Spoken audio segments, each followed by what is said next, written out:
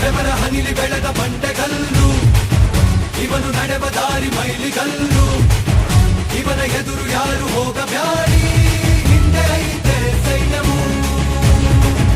ಹಸಿದ ಜನಕ್ಕೆ ಇವನು ಅನ್ನದಾತ, ಹಸಿರ ಉಸಿರು ಎಂದು ಹೇಳಿದಾತ. ಅಣ್ಣ ಮಗನೆ ಕೇಳೋ ನೀನೆ ಇನ್ನು ನಮ್ಮ ಹೆಮ್ಮೆ ಬಾವುಟ. ಬಿತ್ತೋದು ಕಲಿತ ವಿಜ್ಞಾನಿ, ಬೆಳೆದಿದ್ದು ಹಂಚುವ ಈ ದಾನಿ, ಸಿಡಿದೆದ್ದ ಸ್ವಾಭಿಮಾನಿ, ಸಾಲು ಸಾಲು ಕಟ್ಟಿ ಹೊಂಟ ಭೂಮಿ ಬಿದ್ದಲು.